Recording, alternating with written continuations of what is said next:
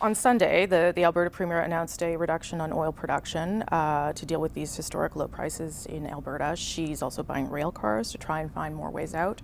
The Premier is concerned about the short term, and that's why she's doing these things right now. What have you offered to her? What can you do for the tens of thousands of people laid off in that sector now? Is there anything you can do? We are absolutely looking at the tools we have around EI. We're looking at the tools we have around income support. We've done a number of things around that, around situations in the past, and we're going to continue to do that. And I'm also willing, of course, to sit down with Premier Notley and hear about how the federal government can be a partner in solving this. But she's told you, she wanted you to buy rail cars, for instance. That's something we're happy to look at. If that's a proposal that she thinks is going to make a significant difference, then we're happy to look at how it works. I mean, we're there to be a partner to help.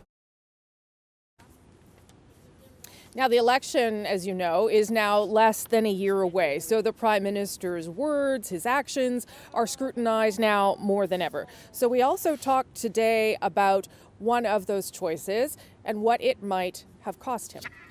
You've said that Canadians should expect the next election to be the nastiest yet. Okay.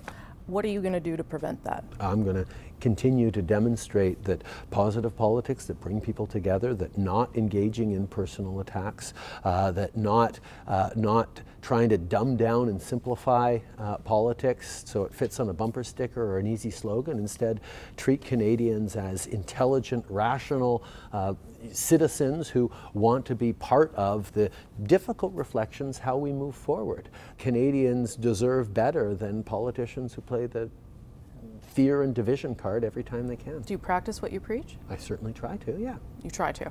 Yeah, absolutely. Would you admit that there are times when you don't?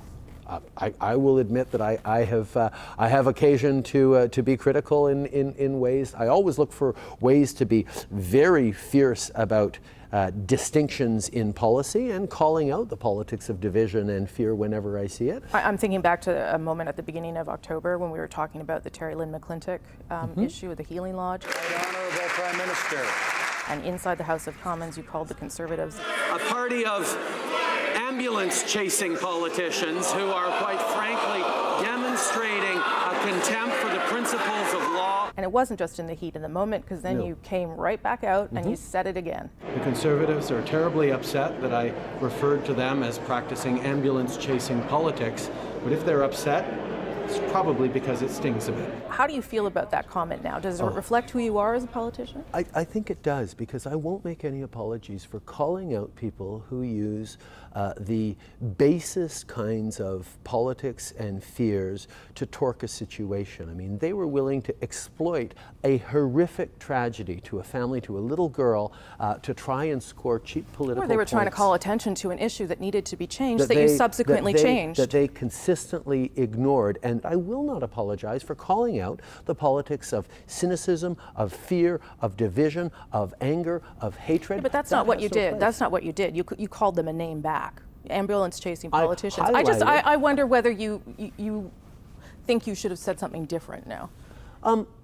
I think it's extremely important to point out when people are playing the basest kinds of politics. Their decision to move forward and to make this an issue on the back of a terrible tragedy was something that was But you changed the policy. It worked. And in that way, the opposition was doing its job. Whether you like the language they used is beside the point. I think there's two things. First of all, yes, it is an opposition's job and responsibility to challenge, to call out, to say you should do things differently, you can do things differently. That's really important. But if they do it by exacerbating the polarization, the anger, the fear within an electorate, we start to walk down a very, very dangerous path. And I am always going to be very firm and unequivocal about calling out nastiness and negativity to that level in politics.